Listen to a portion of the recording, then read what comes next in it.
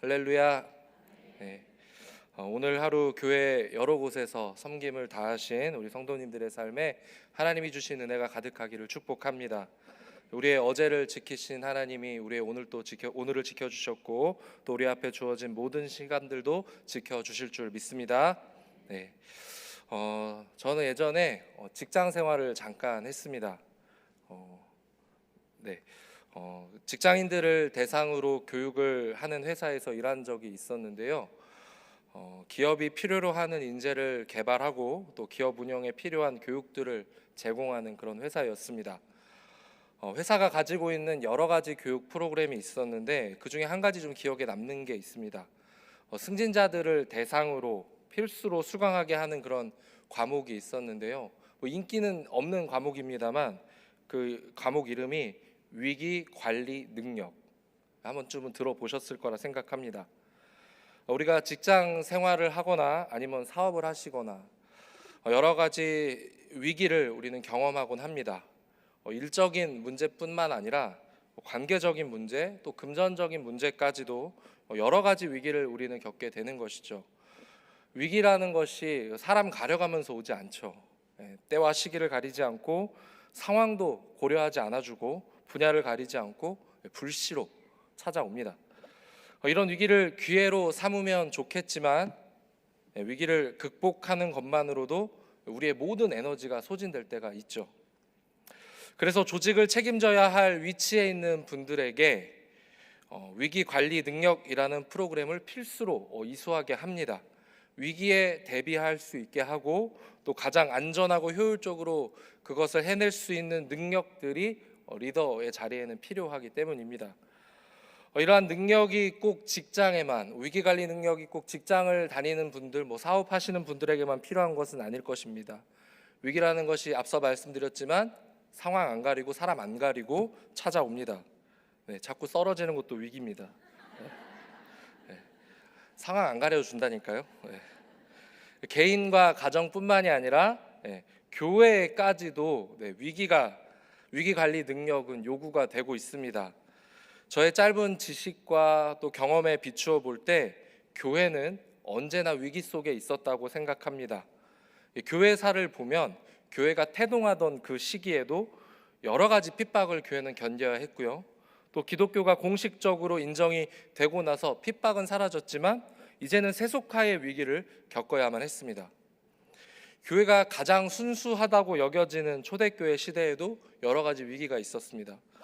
사도 바울이 전도 여행을 통해 세웠던 빌립보 교회에도 위기가 찾아온 것입니다. 내부적으로는 교회 지도자들 사이에 분열과 다툼이 있었고요. 또 외부적으로는 할례를 강조하면서 복음의 본질을 계속적으로 흐려가는, 또 왜곡하는 그런 사람들이 교회 안으로 들어와서 성도들의 신앙의 근간을 흔들어 버린 일입니다. 바울은 빌립보 교회와 함께 교회가 직면한 이 문제를 어떻게 극복할 것인가, 이것을 고민하고 있는데요. 그 고민을 다해서 쓴 편지가 바로 우리가 오늘 읽은 빌립보서고, 이것은 어쩌면 바울의 위기관리 능력을 보여주는 책일 수 있겠다 생각합니다. 빌립보 교회의 내외적인 위기를 극복하기 위해서 가장 좋은 방법은 무엇일까요? 질문을 드린 건데요. 가장 좋은 방법은 무엇일까요? 바로 이 교회를 설립하고 교회를 이끌어갔던 바울이 직접 교회를 방문해서 그 문제를 직접적으로 다루어 간다면 가장 효율적이고 효과적인 그런 솔루션이 될 거라 생각합니다. 바울만큼 빌립보 교회를 잘 아는 사람이 없기 때문이죠. 계속되는 전도 여행으로 인해 바울은 빌립보 교회를 떠나야 했지만 바울과 이 교회는 굉장히 끈끈한 관계를 계속해서 유지해 오고 있었습니다.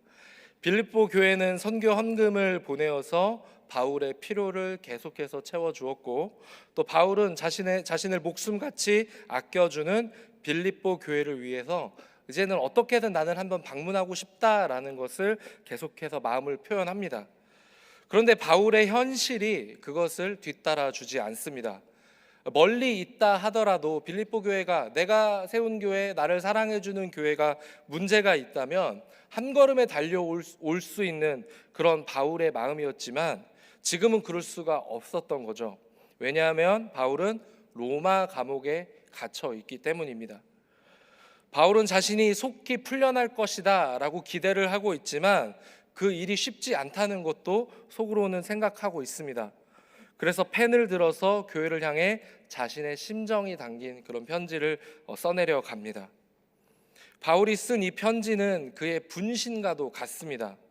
그래서 아무에게나 이 편지를 맡길 수가 없어요. 이 편지를 다루어 갈 수 있는 자격을 갖춘 자가 필요합니다. 편지를 전달하는 일뿐만 아니라 바울을 대신해서 교회의 문제를 해결할 수 있는 그런 능력을 갖춘 인재가 요구가 되고 있는 것입니다. 본래 빌립보 교회가 가장 기다리는 사람이 누구였다고요? 바로 바울이었습니다.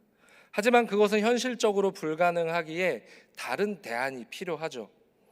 바울과 같이 빌립보 교회의 상황을 잘 아는 사람, 또 그 상황들을 이해할 수 있고 그리스도의 사랑으로 모든 것을 품으면서 해결할 수 있는 적임자를 바울은 찾아야 했습니다. 그것이 바울과 빌립보 교회가 위기를 극복해낼 수 있는 유일한 방법이기 때문에 그렇습니다. 바울은 그 적임자로 먼저 디모데를 추천합니다. 디모데는 우리에게도 굉장히 친숙하죠. 그만큼 빌립보 교회에서도 매우 잘 알려진 사람입니다. 바울은 자신의 아들이라, 디모데를 내 아들이다 라고 부를 만큼 그에 대해서 굉장히 잘 알고 있었기 때문에 그에 대한 신원 보증이 확실한 거죠. 그래서 디모데가 교회의 문제를 해결할 수 있는 최적의 사람이다 라고 생각을 합니다. 그런데 그런 사람이라면 빨리 보내서 교회의 문제를 해결하면 얼마나 좋겠습니까? 그런데 바울은 디모데를 당장 보내지 않겠다라고 이야기를 합니다. 왜냐하면 디모데는 바울에게 있어서도 굉장히 필요한 사람이기 때문입니다. 무슨 말이죠? 네, 굉장히 필요한 사람이었습니다. 네. 감옥에 갇혀 있는 이 바울을 도울 수 있는 유일한 사람이 바로 디모데였고 그밖에 자기 주위에 없었기 때문이죠. 바울은 자신에게 주어질 이런 상황들을 충분히 고려한 다음에 자신의 어떤 풀려난 것과 아니면 혹시 자기가 어떻게 될 건지를 충분히 고려한 이후에 디모데가 움직여야 한다라고 이야기를 합니다. 만약에 적임자가 디모데 한 사람뿐이라면 교회를 사랑하는 바울은 교회를 위해서 기꺼이 그를 보낼 수 있었겠죠. 그러면서 자신의 어떤 아픔들을 희생하며 감당할 수 있었을 겁니다. 그런데 바울에겐 아직도 한 사람의 적임자가 남아 있습니다. 그가 바로 오늘 말씀에 읽었던 에바브로디도입니다.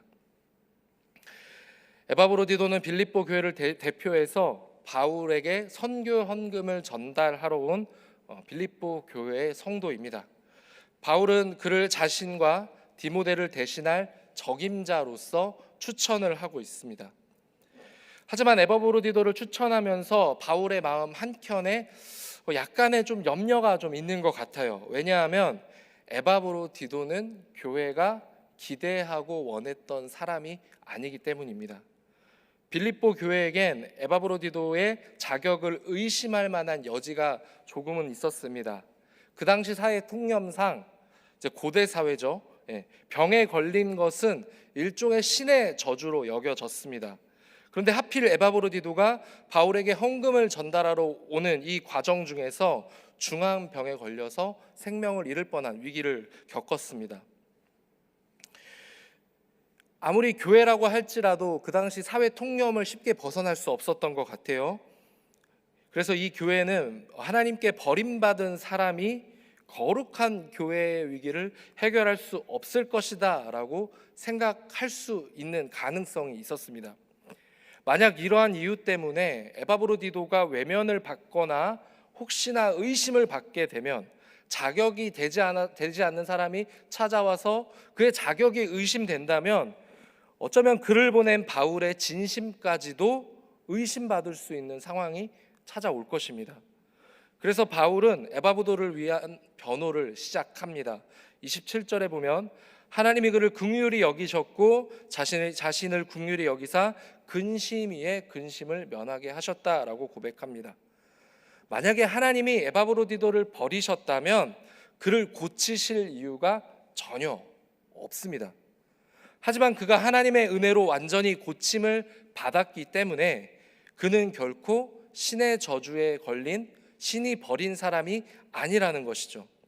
그렇기 때문에 에바브로디도가 병에 걸린 일은 결코 결격 사유가 되지 않는다라고 이야기를 하고 있는 것입니다. 바울은 에바브로디도가 교회를 위하여 꼭 필요한 사람이다라고 이야기를 하는데요. 빌립보서 2장 25절에 보면 에바브로디도를 너희에게 보내는 것이 필요한 줄로 생각하노니 그는 나의 형제요 함께 수고하고 함께 군사된 자요 너희 사자요 나의 쓸 것을 돕는 자라. 네. 앞서 디모데는 그냥 내 아들이다 하면 해결될 일이었는데 에바브로디도를 소개할 때는 굉장히 많은 수식어가 필요로 합니다. 에바브로디도를 뭐로 소개합니까? 나와 함께 수고하는 동역자다라고 지금 소개를 하고 있습니다. 이 많은 수식어들을 통해서 이 교회의 지도자인 바울은 에바브로디도는 나와 다르지 않다, 나와 권위가 동등한 자다라고, 그러면서 이 에바브로디도는 마땅히 인정받을 만한 자다라는 것을 소개하고 추천하고 있는 것이죠. 더 나아가서 바울은 에바브로디도에게 강력한 이미지를 하나 부여합니다. 그는 빌립보 교회가 자신에게 보낸 헌금을 레이투르기아, 이게 헌금, 제사에 쓰이는 제물이라고 부르는데요. 교회가 보낸 헌신과 헌금을 하나님 앞에 바쳐질 제물로서 해석을 하고 있습니다. 그리고 복음을 위해 순교하고자 하는 자신을 제사 위에 붓는 전제로서 지금 소개를 하고 있는데요. 비록 빌립보 교인들의 섬김에 부족함이 있을지라도 에바브로디도의 헌신이 그 부족함을 채워서 하나님께 드릴 제사를 온전하게 했다라고 지금 선언하고 있는 것입니다. 이를 통해서 바울은 에바브로디도가 거룩한 제사장의 역할까지도 하고 있다라는 것을 밝힙니다. 이 표현들은 에바브로디도가 결코 자격 없는 자가 아닌 자신을 대신할 교회에 꼭 필요한 사람이다라는 것을 내세우고 있는 것입니다. 바울이 이렇게까지 굉장히 구구절절하게 에바브로디도를 위해서 많은 이야기를 쏟아내는 이유가 무엇입니까? 에바브로디도가 빌립보 교회로 돌아갔을 때 이 사람이 환영을 받거나 못 받거나 뭐 둘 중에 하나겠죠. 그런데 이 문제는 그냥 에바브로디도 개인의 문제가 아닙니다. 이 개인이 환영을 받는지 안 받는지 이건 크게 중요하지 않아요. 더 큰 문제가 무엇이냐면 이를 보낸 바울이 거절될 수 있는 것이고 부정될 수 있는 것이고 결국에 교회가 가지고 있는 내외적인 문제에 결국엔 걸려 넘어져서 아무런 해결도 받지 못하고 교회가 와해돼 버릴 수 있는 중차대한 문제로 넘어갈 수 있기 때문입니다. 빌립보 교회가 처한 위기를 해결할 적임자가 누군지 물을 때 바울은 에바브로디도를 추천하면서 그 교회를 가장 잘 알고 그 교회 출신이고 교회를 사랑하는 또 나와 동등한 마음을 가지고 교회를 위해서 헌신할 수 있는 사람, 교회를 위해 꼭 필요한 사람이라는 것을 설득력 있게 소개하고 있는 것입니다. 이제 시선을 우리 교회로 한번 돌려봤으면 좋겠습니다. 저는 이 시점에 온 지 한 달밖에 안 됐기 때문에 교회가 겪어왔던 문제가 무엇인지 잘 몰라요. 그래도 아는 것 한 가지가 있습니다. 바로 우리가 극복해야 할 산들이 아직 많이 있다라는 겁니다. 올해 목표가 무엇입니까? 다 같이 한번 외쳐볼까요? 교회여 일어나 세상으로 흘러가라. 네, 이게 올해 우리가 해야 될 일입니다. 세상으로 흘러가기 위해서는 할 일이 우리가 참 많이 있습니다.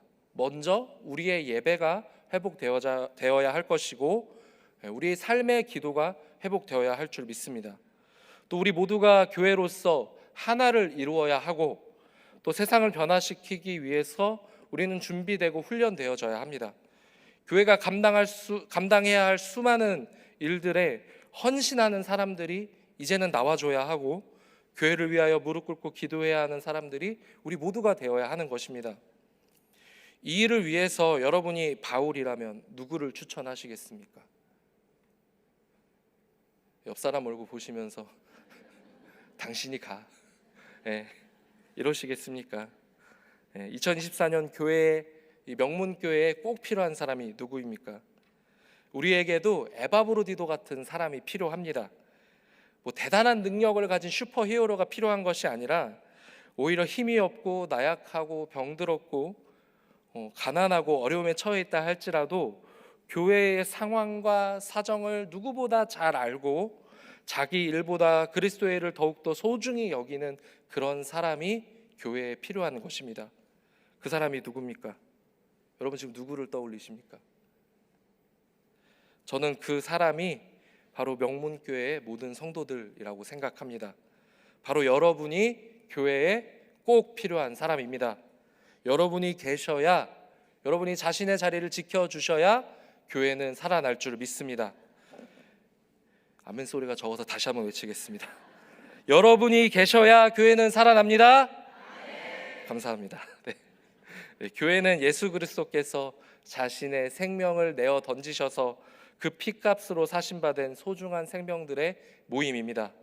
귀한 생명을 가진 인격과 인격들이 서로 마주하면서 한몸된 공동체를 이루어가는 것이죠. 성경은 교회를 그리스도의 몸이라 부릅니다. 성도 한 사람 한 사람이 예수의 피부고 예수님의 살이고 뼈란 말입니다. 그러기에 교회는 누가 필요합니까? 다른 사람이 필요하지 않습니다. 바로 여러분이 필요한 것이죠. 여러분이 자신의 자리를 지켜주시고 교회로서 함께 계셔주는 것만으로도 교회는 든든히 서갈 수 있습니다. 우리는 코로나 위기 이후에 뭔가 하지 않는 것에 굉장히 익숙해져 있습니다. 또 낯선 사람에 대한 무관심이 굉장히 익숙해져 버린 그런 시대 가운데 우리는 놓여 있습니다. 하지만 그 익숙함을 깨고 교회로 모이는 이 불편함을 기꺼이 감당할 수 있는 사람이 되어야 할 것입니다. 누가 명문교회를 위하여 그런 일들을 할 수 있겠습니까? 누가 명문교회에 꼭 필요한 사람입니까? 우리 주님께서 자신의 생명을 걸고 강력히 추천하시는 그런 적임자가 누구입니까? 네, 바로 여러분 자신입니다. 시대의 흐름에 휩쓸리지 않고 이 시대 가운데 새로운 흐름을 만들어갈 수 있는 교회로 나아가기 위해서 꼭 필요한 사람이 바로 나 자신임을 기억하시고 자부심을 갖고 교회를 위해서 헌신된 2024년이 되시는 그런 모든 성도님들의 삶이 되시기를 예수님의 이름으로 축복합니다. 기도하겠습니다.